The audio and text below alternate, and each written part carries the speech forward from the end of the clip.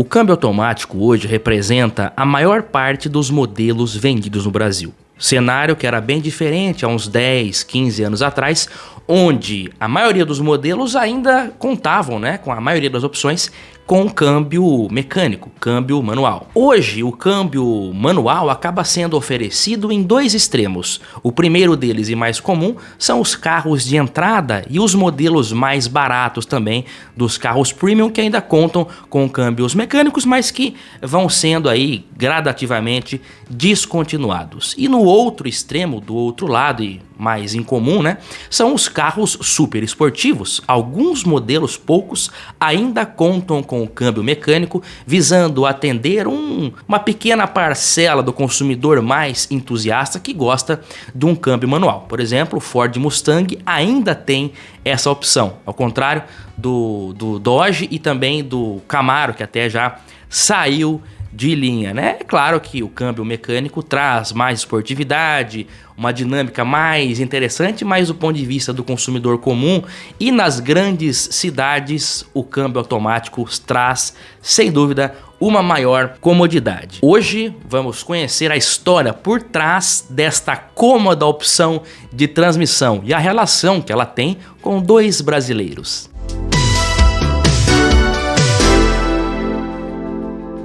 Olá amigos do canal PL, bem-vindos a este canal que traz literatura automotiva e nostalgia, sempre um prazer tê-lo aqui. Olha, automático ou não, o seu carro merece um cabo K-Flex. Eu vou falar pra você, isso aqui não é uma propaganda, isso aqui é uma experiência. O cabo K-Flex vai trazer sim um maior rendimento para o seu carro. No meu trouxe e eu senti na prática, A minha Paraty, os outros veículos também estão usando. Eu vou deixar na descrição um link que você pode comprar diretamente o cabo para a aplicação correta do seu carro. Você entra no link, lá você vai selecionar, eu tenho um Corsa 1.6 99. Você vai selecionar e vai adquirir o seu carro. Depois você me fala o que você achou, vale muito a pena. Olha, as tentativas de criar um mecanismo que trocasse automaticamente as marchas, essas tentativas surgiram basicamente junto com os próprios automóveis. Nos primórdios da indústria automobilística, os carros eram lentos e ineficientes, principalmente em terrenos acidentados,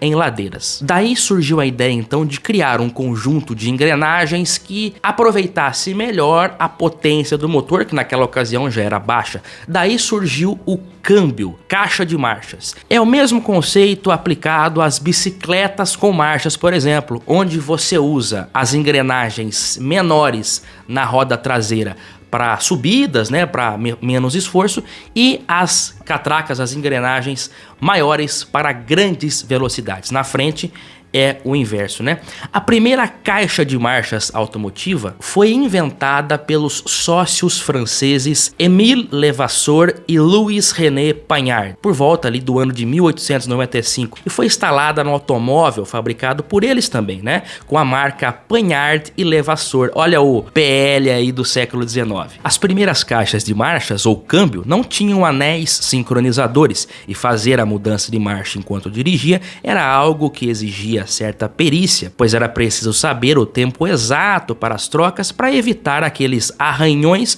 ou até mesmo o encavalamento das engrenagens. Por isso, muitos proprietários de automóveis tinham motoristas particulares. Afinal, ter um carro no início do século XX era um privilégio de pessoas bem abonadas e que não queriam ter aquele trabalho atrás do volante. Ao mesmo tempo que inventaram o câmbio manual, os sócios lá da Pagnard e Levasseur pensaram também num câmbio automático que fizesse as trocas automaticamente. Isso lá em 1895. Ele foi apresentado até junto com o câmbio mecânico, porém foi um fracasso, viu? O primeiro automático do mundo nem conseguiu tirar o carro do lugar, quebrando logo na primeira marcha. Por essa razão, a empresa deles acabou focando só em câmbios mecânicos mesmo. Eles sabiam que era possível um câmbio automático, só não sabiam como. Vários tipos de câmbio de diversas formas de acionamento foram inventados, criados no início do século XX. Alguns operacionais, outros não saíram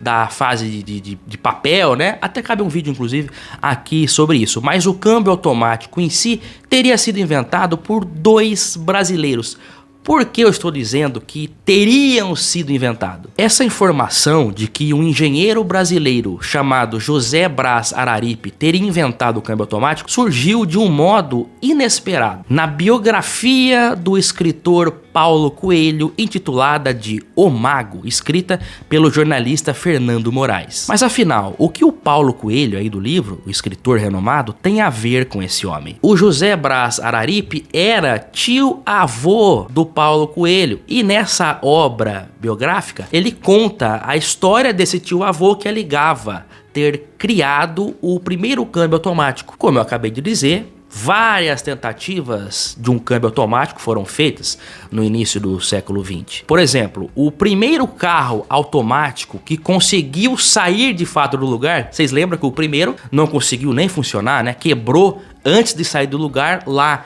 em 1895. O primeiro que de fato conseguiu se movimentar foi apresentado em 1905 em Boston, no estado do Massachusetts. Era o modelo Stuyvesant Automatic Automobile. Porém, o seu sistema de dupla embreagem e peças frágeis viviam quebrando e a opção logo foi tirada de linha. Em 1923, o canadense Alfred Horner Monroe patenteou a sua transmissão automática criada 2 anos antes. Por ser engenheiro de vapor, o Monroe projetou o seu sistema para funcionar com ar comprimido ao invés de fluido hidráulico e por isso acabava não tendo força suficiente para passar a força, a potência do motor para as rodas. Por essa razão, esse projeto pneumático, digamos assim, acabou morrendo na praia em 1923. O câmbio automático, que se popularizou mundo afora da forma como nós conhecemos, tem a sua origem no projeto de 2 brasileiros, o José Braz Araripe, tio do Paulo Coelho, e um outro homem chamado Fernando Lely Lemos. Ambos trabalhavam numa empresa estatal chamada Lode Brasileiro, que atuava no ramo de navegação e tinha filial nos Estados Unidos. Na década de 20, os navios estavam começando aquela transição de trocar, os motores a vapor por motores de combustão interna, e do mesmo modo que a indústria automobilística, a naval também percebeu que para melhor aproveitar o rendimento dos motores, uma caixa de marchas era necessária. Para isso, o José Araripe e o Fernando Lemos passaram aproximadamente 10 anos desenvolvendo um sistema de transmissão naval que fizesse as trocas de maneira hidráulica. Esse câmbio automático para navios foi patenteado pelos dois em 1932.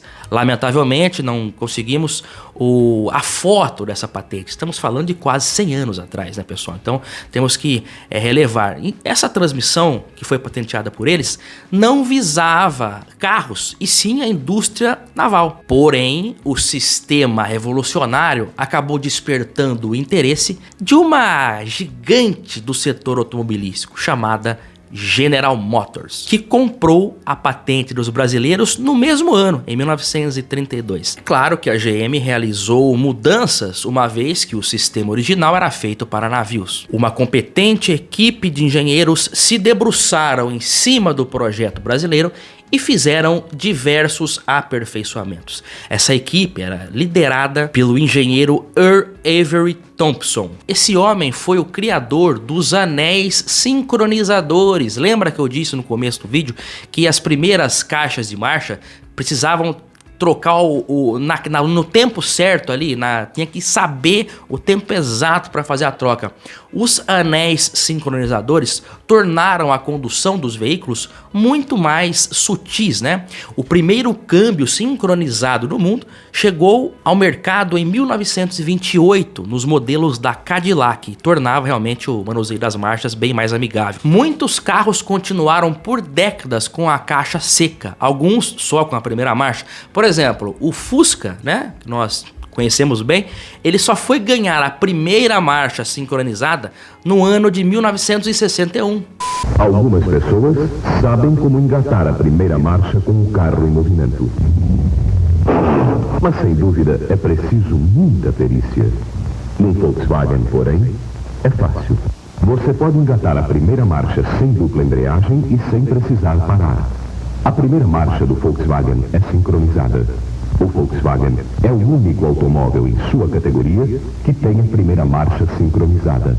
Agora, o primeiro câmbio automático, nesses moldes mais tradicionais e com base no projeto brasileiro que foi aperfeiçoado pela GM, chegou ao mercado no ano de 1939 no Oldsmobile Custom 8 e tinha o nome de iDramatic Drive com 4 marchas à frente e uma ré. Olha só, hein? Meu Deus, em 1939 o carro já tinha 4 marchas. O Monza da década de 80, Santana, Del Rey, todos esses carros que tiveram câmbios automáticos eram câmbios de 3 marchas apenas, né? À frente, sem contar a ré. Did you ever realize how many motions it takes to drive a car with a conventional transmission?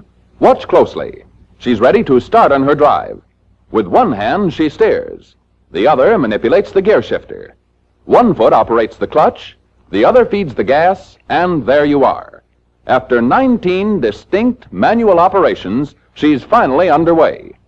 Not so with Oldsmobile's Hydromatic Drive. There's no clutch pedal to push, and the usual gear shifter is replaced by this simple direction selector. Just set the selector at drive, then step on the accelerator, and you're off. All shifting is automatic. Oldsmobile's Hydromatic is simplicity itself.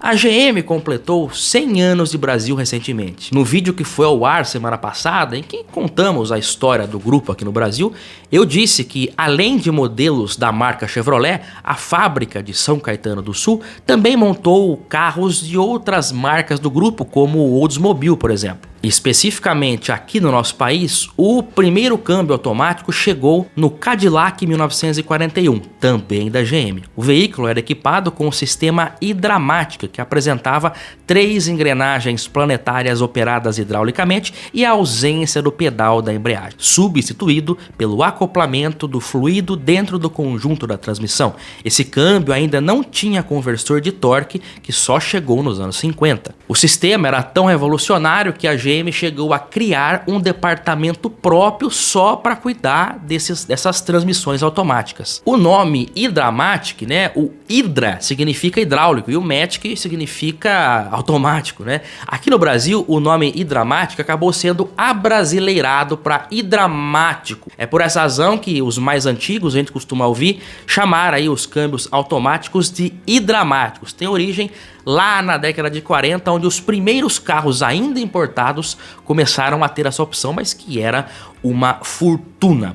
A segunda marca a lançar um câmbio nesses modos foi a Chrysler, também em 1940, com o Fluid Drive Transmission. E em 1951 foi a vez da Ford, com o Ford O-Matic. Nos anos 50, a solução chegaria aos populares Chevrolet, com o nome Power Glide, que nos anos 60 ganhou a terceira marcha. Veja que na década de 60, por exemplo, lá nos Estados Unidos, os carros automáticos já eram maioria, aproximadamente 20 anos, né? Se você considerar que em 1939 foi lançado o primeiro automático, nas décadas de 40 e 50 eles cresceram ao ponto de já nos anos 60 eles serem a maioria e a preferência do consumidor. Aqui no Brasil, ironicamente, país de origem dos criadores do projeto embrionário desse sistema, a história foi bem diferente. O primeiro carro automático a ser vendido em larga escala no nosso país foi o Ford Galaxy em 1969. Se lá o câmbio foi associado a coisas boas, por aqui